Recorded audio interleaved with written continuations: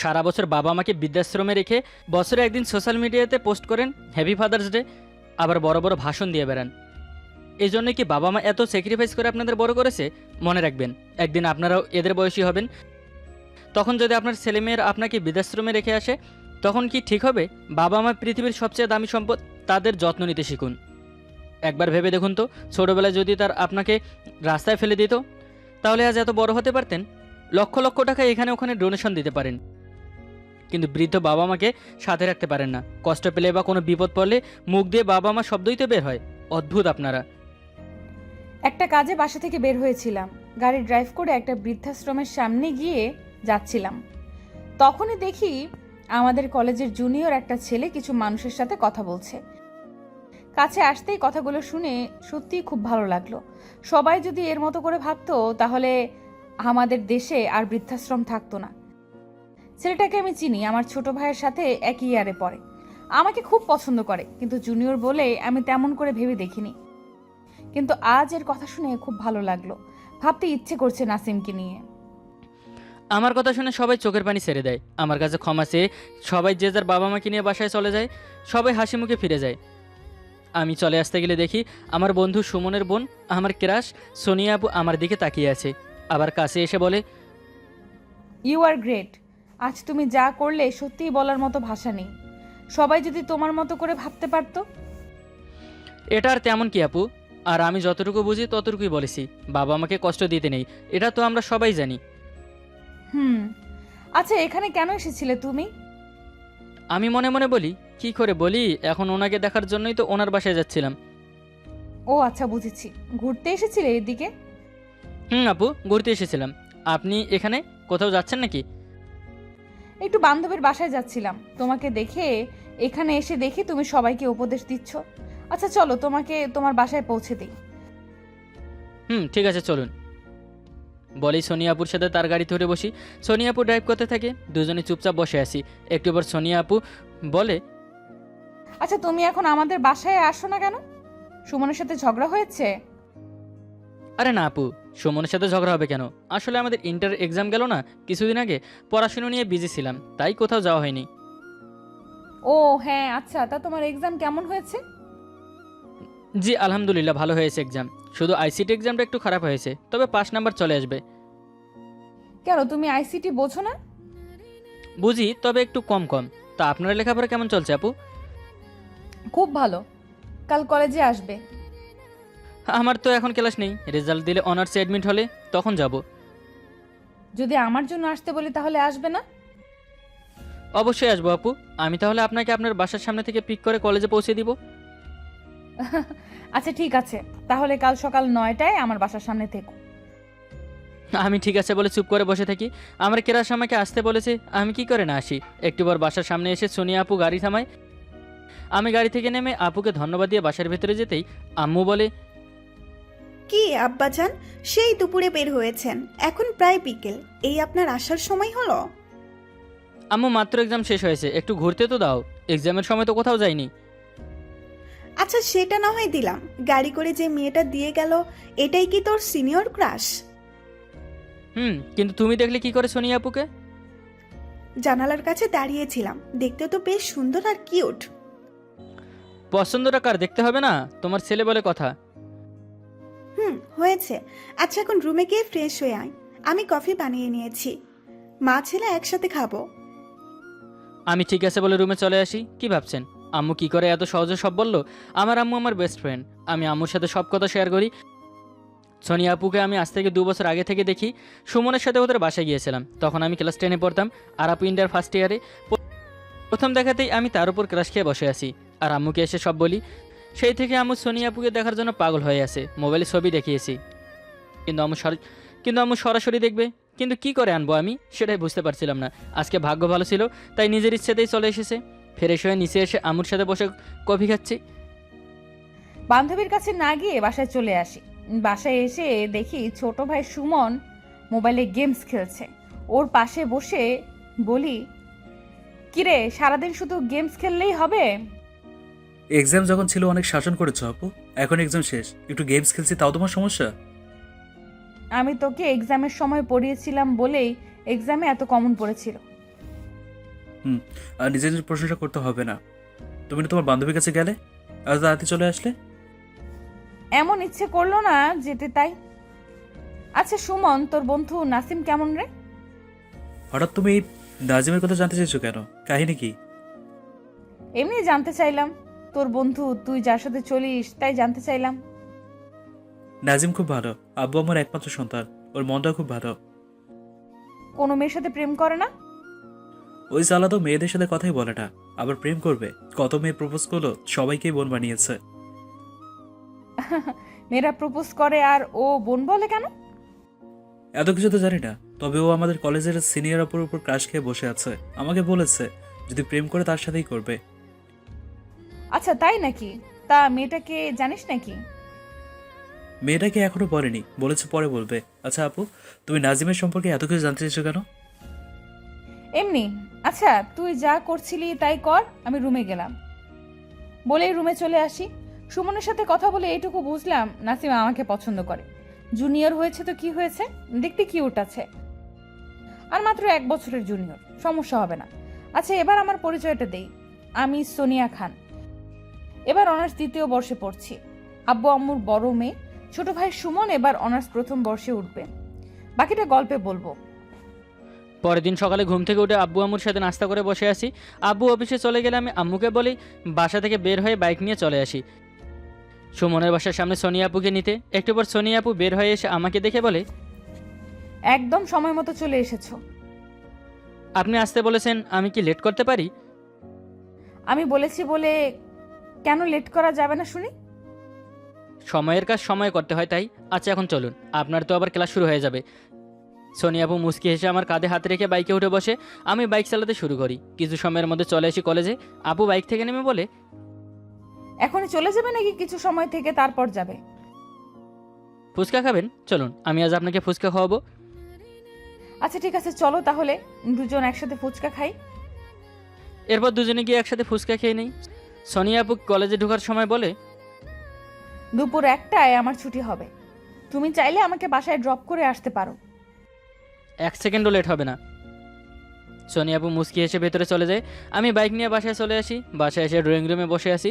আম্মু এসে আমার পাশে বলে, কি আব্বাজান, সোনিয়াকে বলেছো আজকে নিজের মনের কথা? সবে তো কথা বলা শুরু হলো আম্মু, আর কিছুদিন যাক তারপর। আগে এটা জেনে নিস সোনিয়া কারোর সাথে সম্পর্কে আছে কিনা। আমিও সব আগে থেকে জেনে নিয়েছি আম্মু। সোনিয়া আপু কারোর সাথে রিলেশনে নেই। আমার কথা শুনে আম্মু হাসতে থাকে। আম্মুকে হাসতে দেখে আমি বলি, হাসার কি হলো আম্মু? আমি কি হাসার মতো কিছু বললাম? তুই যাকে ভালোবাসিস তাকে আপু বলছিস? হাসবো না কি করব? যেদিন প্রেমটা হয়ে যাবে না সেদিন থেকে আর আপু বলবো না। আম্মুর সাথে আরও কিছু সময় কথা বলে রুমে চলে যাই। দুপুরে 1টা বাজতে বাইক নিয়ে চলে আসি কলেজে। এসে দেখি সোনিয়া আপু গেটের সামনে দাঁড়িয়ে আছে। আমি ওনার সামনে গিয়ে বাইক থামাতেই, তোমার লেট হলো কেন? আমি যদি চলে যেতাম তাহলে? আপনি তো বলেন 1টায় আসতে, এখন 1টা 5 বাজে। আচ্ছা হয়েছে, এখন চলো। বলে বাইকে উঠে বসে আমার কাঁধে হাত রাখে। আমি বাইক চালাতে থাকি। একটুবার সোনিয়াপুর বাসার সামনে এসে বাইক থামাতেই উনি বাইক থেকে নেমে একটা মুচকি হাসি দিয়ে বাসার ভেতরে চলে যায়।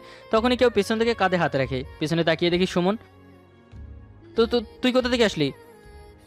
আমি কোত্থেকে এসেছি সেটা পরে বলছি। তুই আমার আপুকে নিয়ে কোথা থেকে আসলি? তো সেই ক্রাশ তাহলে আমার আপু? ইয়ে না মানে আসলে তোর ইয়ে মানে রাগ? শেষে আমার আপুকে পেলি তুই প্রেম করার জন্য? এই জন্য আমাকে এতদিন তোর ক্রাশের কথা বলিসনি? রাগ করিস না দোস্ত, দেখ আমি কেমন সেটা তুই জানিস। আর এটাও জানিস আমি আমার ক্রাশকে কতটা ভালোবাসি। তুই কি চাস না তোর আপু সারা জীবন সুখে থাকুক? শেষে তোকে দুলাভাই ডাকতে হবে? আমার মতো এমন ভালো আর ভদ্র দুলাভাই কোথায় পাবি বল? সেটাও কথা। আচ্ছা দুলাভাই শোন, আপুকে বলেছিস তোর মনের কথা? এখনো বলার সাহস হয়নি, তবে কিছুদিন পর বলে দিব। তুই আমাকে হেল্প করবি তো? ভাই হয়ে বোনকে পড়াতে সাহায্য করবো আমি। তোর জন্য আমি আপুর হাতে মার খেতে পারবো না। তুই নিজেই আপুকে বল। বাসায় কিছু বলতে হলে আমি বলবো। এই না হলে আমার বন্ধু। লাভ ইউ দোস্ত। হাওয়া দিয়ে লাভ নেই, ট্রিট কবে দিচ্ছিস সেটা বল। কলেজে এডমিট হবো যেদিন সেদিন দিব। আচ্ছা আমি এখন যাই, খুব ক্ষুধা পেয়েছে। সুমনকে বিদায় দিয়ে বাসায় চলে আসি। আম্মুর সাথে লাঞ্চ করে রুমে এসে শুয়ে পড়ি। এভাবে দেখতে দেখতে কেটে যায় 3 মাস। ইন্টারে ভালো রেজাল্ট করে আব্বু আম্মু দুজনেই খুব খুশি। আর সোনিয়া আপুর সাথেও খুব ভালো একটা সম্পর্ক হয়ে গেছে এই 3 মাসে।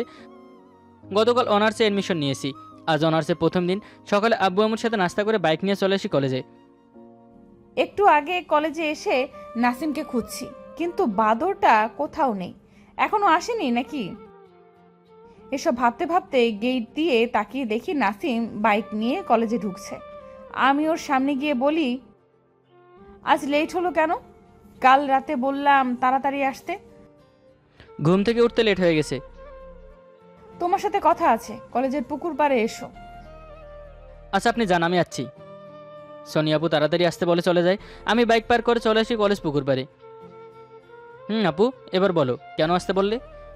বাসা থেকে আমাকে বিয়ে দিতে চাইছে। আপনি কি বলছেন এসব? কি বলবো, আব্বু আম্মু যা বলে তাই তো করব। আপনি কি কিছুই বোঝেন না? কি বুঝবো আমি? আমি যে আপনাকে পছন্দ করি সেটা কি আপনি সত্যি বোঝেন না?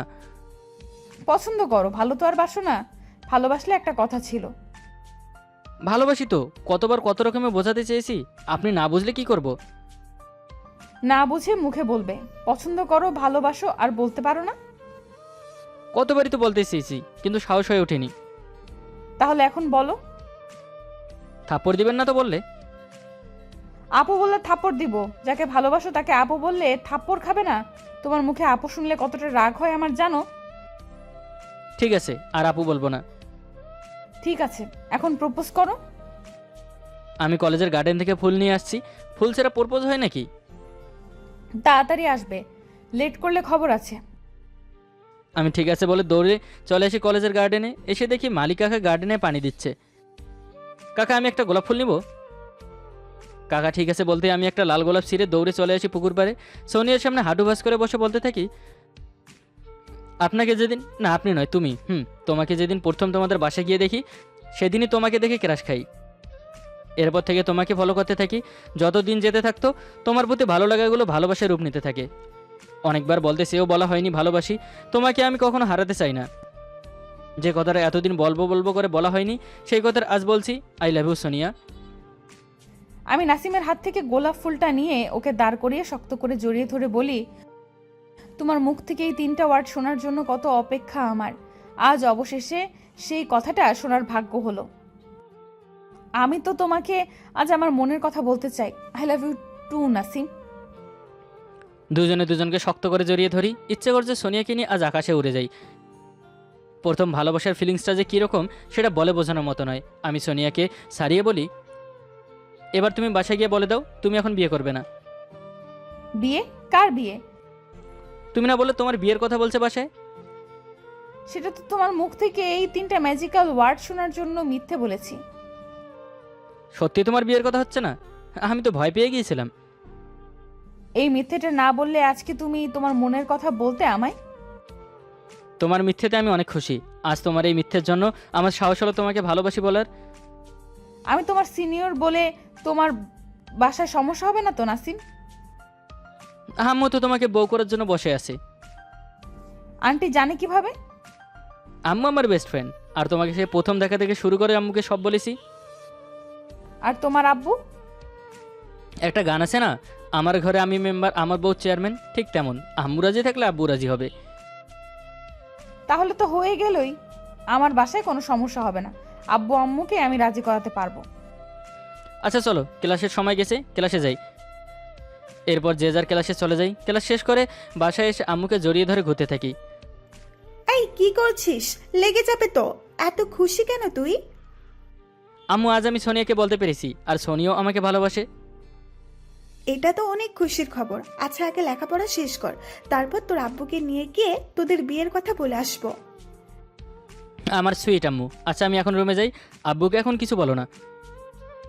আচ্ছা ঠিক আছে, বলবো না, যা রুমে গিয়ে চেঞ্জ করে নে। আমি ঠিক আছে বলে রুমে এসে চেঞ্জ করে শুয়ে আছি। তখনই সোনিয়া কল করে বলে, সোনিয়া বলো।